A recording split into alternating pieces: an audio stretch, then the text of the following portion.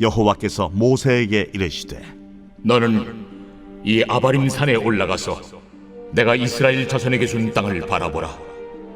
본 후에는 내 형 아론이 돌아간 것 같이 너도 조상에게로 돌아가리니 이는 신광야에서 회중이 분쟁할 때에 너희가 내 명령을 거역하고 그 물가에서 내 거룩함을 그들의 목전에 나타내지 아니하였음이니라.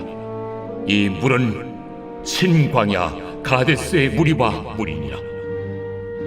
모세가 여호와께 여짜와 이르되 여호와 모든 육체의 생명의 하나님이시여, 원하건대 한 사람을 이 회중 위에 세워서 그로 그들 앞에 출입하며 그들을 인도하여 출입하게 하사 여호와의 회중이 목자 없는 양과 같이 되지 않게 하옵소서. 여호와께서 모세에게 이르시되 눈의 아들 요수아는 그 안에 영이 머무는 자니 너는 데려다가 그에게 안수하고 그를 제사장 엘라살과 온 회중 앞에 세우고 그들의 목전에서 그에게 위탁하여 내 존귀를 그에게 돌려 이스라엘 자손의 온 회중을 그에게 복종하게 하라. 그는 제사장 엘라살 앞에 설 것이요 엘라살은 그를 위하여 무림의 판결로서 여호와 앞에 물을 것이며 그와 온 이스라엘 자손 곧 온 회중은 엘라살의 말을 따라 나가며 들어올 것이니라. 모세가 여호와께서 자기에게 명령하신 대로 하여 여호수아를 데려다가 제사장 엘르아살과 온 회중 앞에 세우고 그에게 안수하여 위탁하되 여호와께서 모세에게 명령하신 대로 하였더라. 주의 권능의 날에 주의 백성이 거룩한 옷을 입고 즐거이 헌신하니 새벽 이슬 같은 주의 청년들이 주께 나오는도다. 이 교회의 미래인 아이들, 학생, 청년들을 위해서 기도하며 교회의 정체성을 가지고 담대하게 세상을 마주하며 세상 속에서도 리더로서 존귀한 자로서 세워질 것을 믿으며 나아갑니다. 이제 오늘 본문에서 이 하나님께서는 모세의 사명이 이 광야에서 마무리될 것과 그 이후에 이 후계자인 여호수아를 세우는 장면이 나옵니다. 모세는 이스라엘 백성들에게 그리고 현재를 살아가는 우리에게도 많은 것을 가르쳐주고 있는 위대한 선지자입니다. 모세는 마지막 순간을 보여주고 있는 이 신명기 34장 10절을 보면 그 후에는 이스라엘의 모세와 같은 선지자가 일어나지 못하였나니 모세는 여호와께서 대면하여 아시던 자요라고 나옵니다. 즉 모세는 구약시대에서 유일하게 하나님과 대면하여 알던 선지자였습니다. 그만큼 하나님께서는 이 모세를 귀하게 사용하셨고 모세 또한 그런 하나님 앞에 엎드림으로 나아갔습니다. 그러나 지금을 살아가는 우리에게는 모두가 다 하나님을 만나는 은혜가 허락되었습니다. 예수님께서 이 땅에 오심으로 인해 하나님과 우리 사이에 막힌 담을 헐어버리셨고 이제 그 누구든 예수님을 믿기만 하면 하나님을 만날 수가 있게 되었습니다. 이와 같이 큰 은혜가 이전에는 허락되지 않았지만 지금 우리에게 허락되었음을 깨닫게 되는 지혜가 열리시기를 축복합니다. 본문 12절부터는 이제 하나님께서 말씀하십니다. 아바림 산에 올라가서 이스라엘 자손에게 준 땅을 바라보라고. 이 아바림 산은 산맥 중에 한 봉우리이지만 그리고 나중에 이제 모세가 생명을 다하는 이 느보산과 같은 산맥에 속해 있습니다. 이 느보산은 산맥에서 가장 높은 봉우리로서 이곳에 올라가면 가나안 땅이 한눈에 보이게 되고 또 날씨가 좋을 때는 이 80km 정도 떨어진 예루살렘이 보이게 되는 곳이기도 합니다. 그렇게 이 아바림산에 올라간 모세에게 하나님은 이제 모세의 사역이 여기까지임을 말씀해 주십니다. 그리고 가나안에 너는 들어가지 못할 거라고 말씀해 주십니다. 전도서 12장 1절에 보면 너는 청년의 때에 너의 창조주를 기억하라. 곧 곤고한 날이 이르기 전에 라고 나옵니다. 즉 우리 모두는 시간이 천천히 흘러가는 것으로 생각하지만 지나고 보면 정말 세월이 쏜살같이 지나간 것을 느끼게 됩니다. 아직 할 수 있는 것이 많다고 생각하지만 시간이 지나가면 지나갈수록 이 몸이 예전만 같지 못하고 내 생각만큼 이 움직여주지 않는 것을 느낍니다. 즉 곤고한 날이 계속해서 우리에게 가까이 다가오고 있다는 의미입니다. 지금은 은퇴한 이 여자 역도의 전설 로즈란 장미란 선수가 이 은퇴 이후에 이 유퀴즈에 나왔습니다. 이 베이징 올림픽 금메달을 따기 위해서 훈련하던 이 전성기 시절에 하루에 드는 총 무게가 5만 킬로그램에 달할 정도로 정말 엄청나게 훈련했었다고 합니다.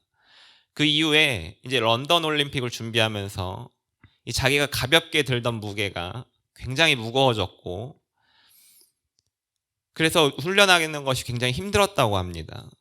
결국 런던 올림픽에서는 입상하지 못했지만 나중에 이 순위가 뒤바뀌어서 동메달을 받게 됐는데, 그해 2012년 전국체전을 끝으로 이 장미란 선수가 은퇴하게 되었습니다.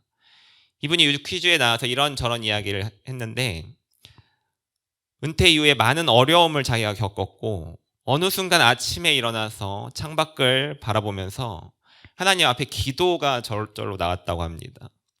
하나님, 제가 무게를 드는 것은 전문이지만 이거는 조금 무거운 것 같아요 라고 기도를 했다고 합니다. 그래서 자기가 오랫동안 해왔지만 이 역도를 이제는 하지 못한다라는 것이, 받아들이는 것이 굉장히 힘들었다라고 고백했습니다. 즉 이와 같이 모세도 이렇게 하나님께서 말씀해 주실 때 많은 생각이 들었을 것입니다.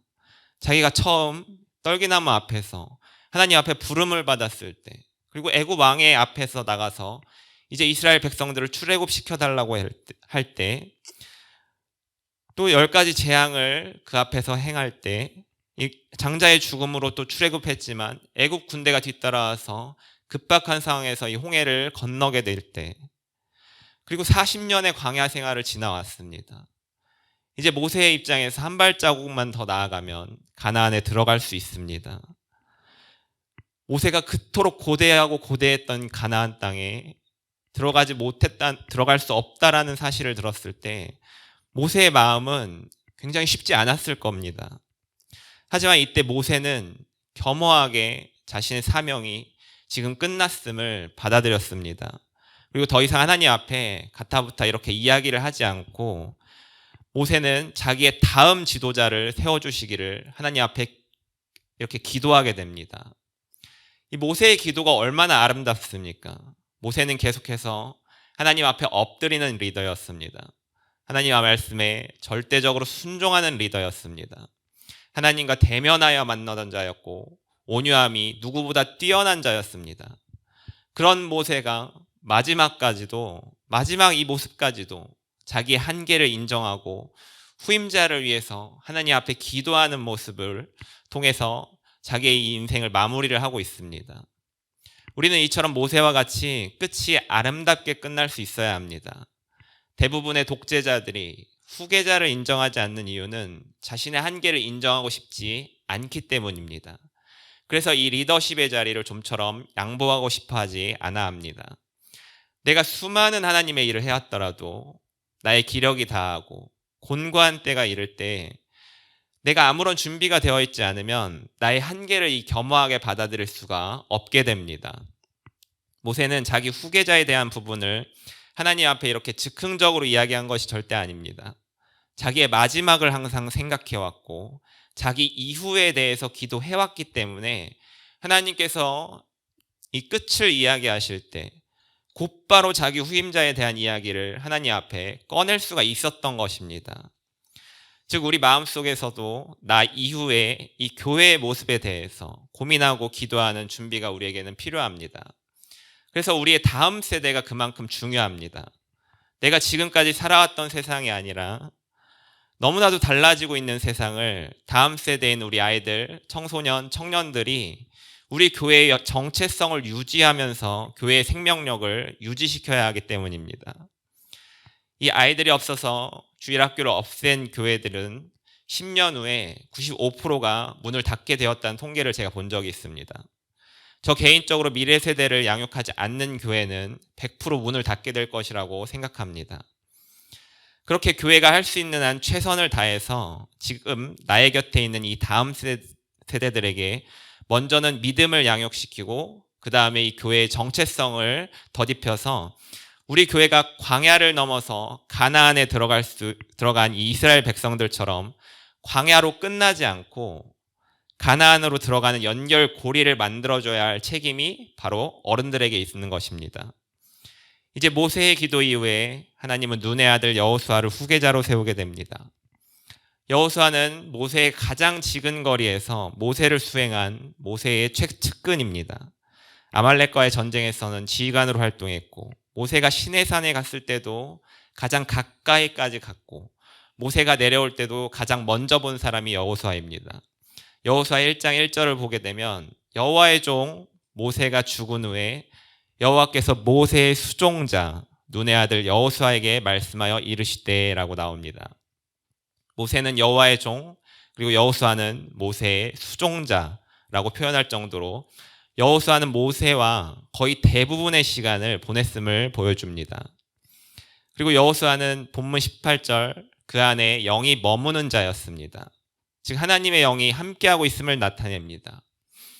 우리의 인생에서 누구와 함께하고 누구와 동행하는지가 정말 중요합니다.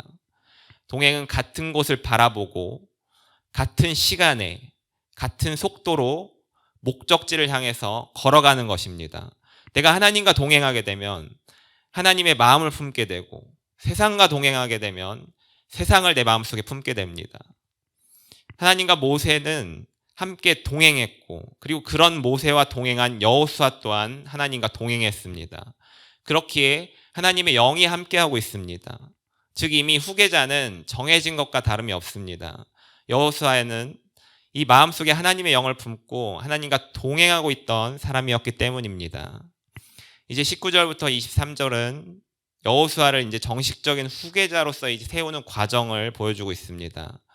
모세는 이 하나님께 직접 들었습니다. 여호수아를 세우라고.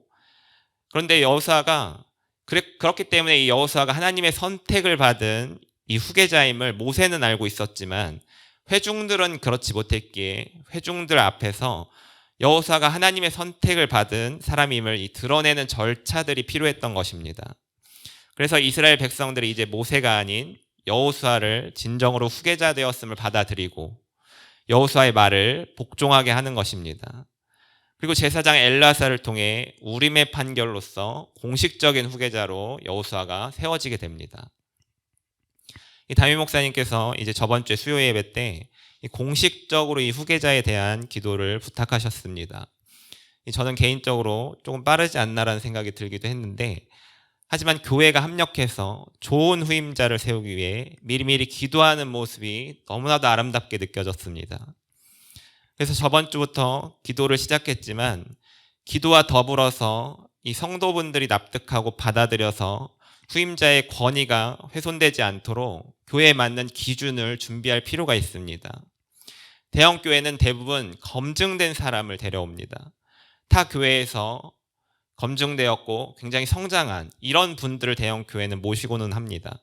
그렇지만 이 중소형 교회들은 그렇지 못하기에 검증할 수 있는 부분들이 필요합니다.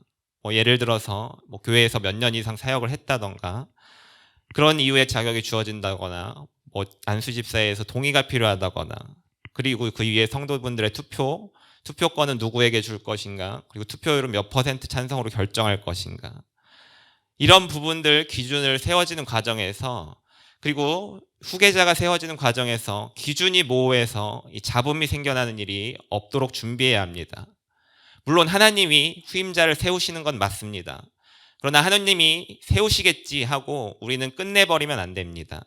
무관심해서도 안 됩니다. 지금도 하나님은 여호수아를 세우셨지만 이후에 사람들 앞에 세우고 엘르아사를 시켜서 우림의 판결을 회중 전체 앞에서 진행함으로 여호수아의 리더십을 이스라엘 백성들 사이에 견고하게 자리 잡게 하셨습니다.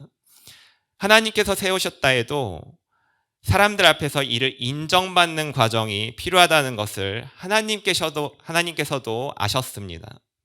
그렇게 이스라엘 백성들이 온전한 지지를 위해 제사장을 통해서 여호수아를 다시 한번 세워주신 것입니다. 이제 교회 안에서 이 후임자에 대한 기도를 시작하셨으니 하나님께서 교회를 사랑하는 이 모든 성도분들에게 지혜를 주실 것입니다. 하나님의 모든 위대한 사역은 바로 이 기도로부터 시작됩니다.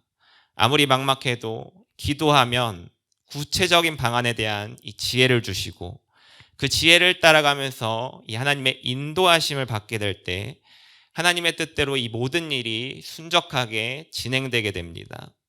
저는 이 교회가 이 세계 비전 교회만의 정체성을 가지고 우리 주님 다시 오는 끝날까지 유지되고 세상에서 빛과 소금이 되는 교회가 될 줄 믿습니다. 그렇게 확신합니다. 그렇게 생각하는 모든 성도님들에게 주님의 은혜와 사랑이 영원히 함께 하시기를 축복합니다. 기도하겠습니다. 하나님의 위대한 사역을 감당한 모세와 같이 하나님 앞에 엎드려 기도하게 하옵소서. 기도를 통해 나를 향한 하나님의 뜻을 깨닫고 그 뜻을 이루기 위해 믿음으로 나아가게 하옵소서. 그러므로 하나님의 일에 내가 동참하는 특권을 허락하여 주옵소서. 예수님의 이름으로 기도합니다. 아멘.